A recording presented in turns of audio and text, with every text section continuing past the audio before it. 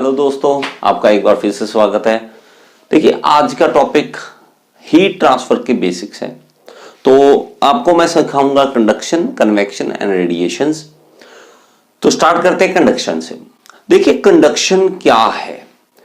जब भी heat transfer होगी, देखिए ये सारा जो चैप्टर होता है ना, ये हीट ट्रांसफर का होता है।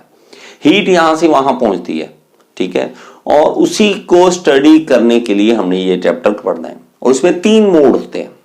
सबसे पहला कंडक्शन। जब भी हीट ट्रांसफर होगी किसी सॉलिड बॉडी में, जब भी हीट ट्रांसफर होगी किसी सॉलिड बॉडी में without the actual motion of molecules, कि मॉलिक्यूल्स मूव नहीं करेंगे कि यहां से यहां आगे चले गए, ठीक है, उस हीट ट्रांसफर के मोड को कहते हैं कंडक्शन। जैसे कि आम सी बात है यार, कि एक लोहे की रॉड पकड़ो, ठीक है, उसको गर्म करो, ठीक है, एक तरफ से गर्म करोगे जब एक, तो हीट धीरे धीरे धीरे आपके हाथ तक पहुंच जाती है। जैसे आपने देखा होगा कि इस खाना बनाते हुए वो कड़छी सी होती है जो इसको पकड़ते हैं हम, अगर हम उस बर्तन के अंदर ही रख देते कड़छी, धीरे धीरे पता लगता है कड़छी हमारे हाथ तक गर्म आ गई होगी। तो इसलिए हम क्या करते हैं, उसका हैंडल बनाते हैं, ठीक है, प्लास्टिक का हैंडल बना देते हैं ताकि उसको पकड़ के ही आराम से उसको चलाया जा सके और हीट ट्रांसफर जो है वहां तक ना पहुंच सके और हमारा जो हाथ है वहां हमें गर्म ना लगे। तो इस तरह के हीट ट्रांसफर को जब भी सॉलिड बॉडी में होगा उसको हम कहते हैं कंडक्शन। तो इसमें जो मॉलिक्यूल्स होंगे, मॉलिक्यूल्स अंदर अपनी जगह पे ही रहेंगे, लेकिन अपनी जगह पे रह के ही वाइब्रेट करते रहते हैं। ये मान लीजिए कि मॉलिक्यूल्स हैं और मैं हीट अप करता हूं इसे नीचे से, तो एक मॉलिक्यूल मूव करेगा, ये वाला मॉलिक्यूल मूव करेगा, इसको आगे हीट ट्रांसफर कर देगा। तो मॉलिक्यूल्स की मूवमेंट ही है, ठीक है, उसकी वाइब्रेशन, सही वर्ड बोलूं तो वाइब्रेशन है उसकी। मूवमेंट क्या होती है कि अपना मॉलिक्यूल्स चले जाना उस पोजीशन से, वो चले नहीं जाएगा कहीं पे, वहीं का वहीं रहेगा, लेकिन वहीं पे वाइब्रेट करना शुरू कर देगा। वाइब्रेट करते करते करते करते हीट ट्रांसफर आगे एक मॉलिक्यूल से दूसरे, दूसरे से तीसरे, तीसरे चौथे, धीरे धीरे हीट ट्रांसफर आगे बढ़ती रहती है without the actual motion of the molecules. इसको हम कहते हैं कंडक्शन। अब बढ़ते हैं कन्वेक्शन की ओर। देखिए, कंडक्शन मेरे हिसाब से बहुत ही लोगों को पता है इसके बारे में, लेकिन कन्वेक्शन में थोड़ी सी कंफ्यूजन होती है। मैं भी कंफ्यूज था इसमें।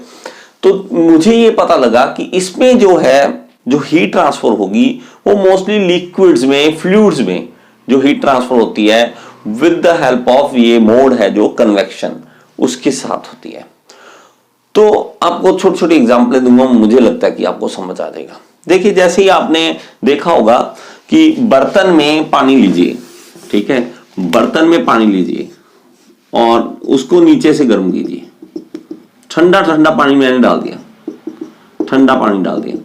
जैसे जैसे ये गर्म होता जाएगा ना, पहले होगा क्या, ये वाली लेयर गर्म होगी, पानी ये लेयर गर्म होगी और ये जो हमेशा याद रखना, देखिए जो भी हाई टेम्परेचर की चीज होती है वो हल्की होती है और जो लो टेम्परेचर की चीज है वो भारी होती है। मतलब यहां पे पानी जो गर्म हो गया ये हल्का होता जाएगा, इसका टेम्परेचर बढ़ता जाएगा, ये पानी ठंडा है, ये मूव करके नीचे आ जाएगा, ठीक है, वो मूव करके नीचे आ जाएगा, ये ऊपर चला जाएगा, ये नीचे चला जाएगा ऐसे। और इस तरह से मॉलिक्यूल्स जो है ऊपर नीचे होना शुरू कर देते हैं। आपने देखा भी होगा, पानी जब उबल रहा होगा तो एक बार जरूर देखना, जब उबल रहा है तो ऊपर नीचे घूम रहा होता है पानी। वो चाय को देखना, चाय भी उबल रही होती है तो घूम रही होती है। वो जो घूमना प्रोसेस है, इसके कारण हीट ट्रांसफर सब तरफ होती है, इसको कहते हैं कन्वेक्शन। कन्वेक्शन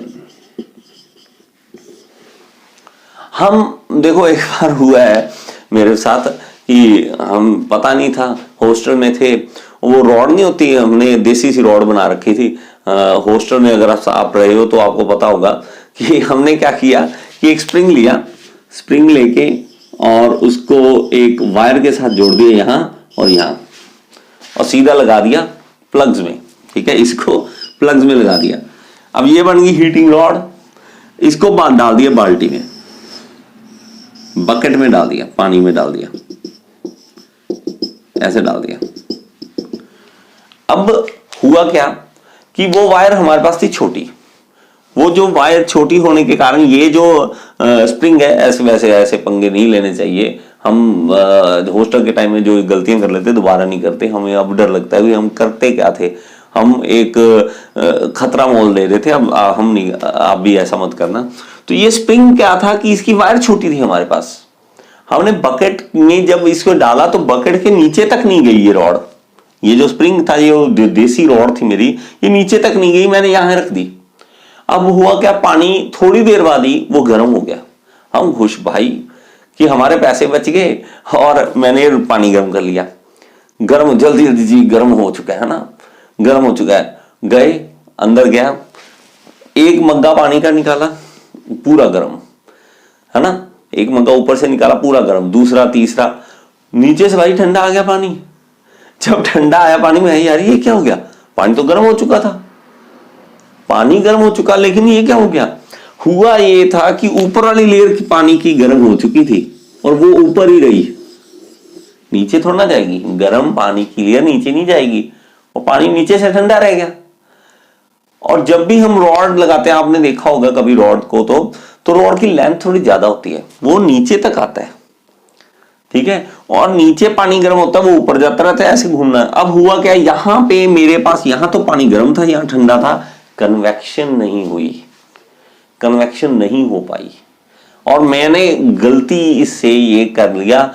और उस दिन मेरा बड़ा परेशानी उठानी पड़ी मुझे। क्यों, डिप्लोमा कर रहे थे, इंजीनियरिंग कर रहे थे, लेकिन इंजीनियरिंग समझी नहीं थी, इसके कारण मेरे साथ ये हुआ। ठीक है, एक और छोटी सी एग्जांपल देता हूं। जब भी हम घर में एसी लगाते हैं, मान लीजिए रूम है, तो एसी मोस्टली ऊपर टॉप मोस्ट पोजीशन पे लगाते हैं। यहां पे क्यों लगाते हैं, ताकि जो ठंडी हवा है वो नीचे जाए, ठीक है। अब होगा क्या, मेरे पास जो गर्म हवा है वो ऊपर जाएगी और ठंडी हवा नीचे आ जाएगी। तो इस तरह से सर्कुलेशन बनती जाएगी, ये नीचे जाती रहेगी ठंडी हवा और ये गर्म हवा ऊपर जाती रहेगी। इस तरह से थ्रू आउट पूरे कमरे में ठंडक हो जाएगी इसकी वजह से। अब कई जो इंजीनियरिंग को नहीं समझते, कन्वेक्शन को नहीं समझते, वो इस एसी को ऊपर लगाने की बजाय पैरों में यहां नीचे लगवा लेते हैं। अब सेम मेरा ये वाला केस यहां पे होने वाला है, एक बार ध्यान से देखना। यहां पूरी गर्म हवा है, पूरी गर्म हवा है, पूरी गर्म हवा है। यहां से ठंडी हवा एसी से निकली, कहां जाएगी, ऊपर जाएगी नहीं, नीचे रह जाएगी। यहां लेयर नीचे तक, यहां तक कूलिंग होगी, ऊपर गर्म पड़ा होगा। और ये एक्चुअल में होता है, ठीक है। अगर दरवाजे पूरे बंद कर देंगे तो पूरी कमरे में कूलिंग नहीं हो पाएगी, पूरे रूम में नहीं हो पाएगी।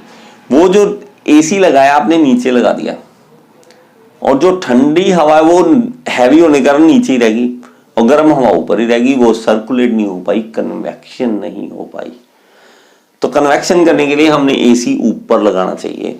और सर्दियों में एक और एग्जांपल दे दूं, अगर बोर नहीं हो रहे हो आप तो एक और छोटी सी, हीटर, सर्दियों में हीटर कहां लगाना चाहिए, फिर आप बता सकते हो क्या, आप सोच सकते हो हीटर कहां लगाना चाहिए, ऊपर या नीचे?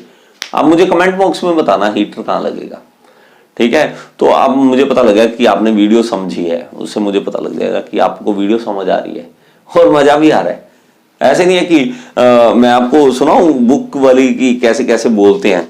अब हम भी क्या करें ना, हमें वो चीज समझ नहीं आती।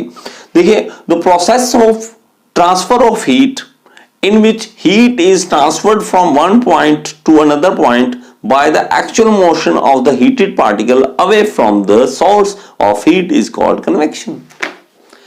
और होता क्या है, टीचर आता है, ये वाली डेफिनेशन लिखाता है और चला जाता है। और हम जैसे जो हिंदी मीडियम से पढ़े, खास करके वो वाले, फिर सिर खुजाने के लायक कुछ नहीं बचता है, इसके अलावा कुछ नहीं बचता कि यार ये मैंने समझ तो आया नहीं, लिख लिया और समझ कुछ नहीं आया। हमें एग्जाम्पल्स चाहिए होती हैं, और एग्जाम्पल्स हमारे पास हों तो कोई डेफिनेशन की और जरूरत नहीं पड़ती, खुद डेफिनेशन लिखने का दिल करता है। खुद डेफिनेशन आप लिख सकते हो जब आपको समझ आता है, ठीक है। उम्मीद करता हूं कि आपको समझ आ रहा है। अगले पॉइंट, नेक्स्ट टॉपिक हमारे पास है रेडिएशन। तो रेडिएशन देखिए कि हमारे पास हीट ट्रांसफर का एक मोड है जिसमें जो मीडियम है जिसके थ्रू हम जो हीट पास कर रही है, हीट आगे बढ़ रही है, उस मीडियम को हीट अप करने की जरूरत नहीं पड़ती। ठीक है, जैसे कि देखिए सन से लाइट आती है, ठीक है, अब सन से जो हीट आ रही है और आप यहां रह रहे हो अर्थ पे, ठीक है, तो अर्थ पे जो रोशनी आ रही है, जो हीट आ रही है, उसके साथ यहां जो मीडियम है, जो एनवायरनमेंट है, उसको आप कुछ नहीं छेड़खानी कर रहे हो और वो स्ट्रेट लाइन में हीट हमारे पास यहां पे पहुंच रही है, स्ट्रेट लाइन में। जब इस तरह से हीट पहुंचती है हमारे पास, उसको हम क्या कहते हैं, रेडिएशन।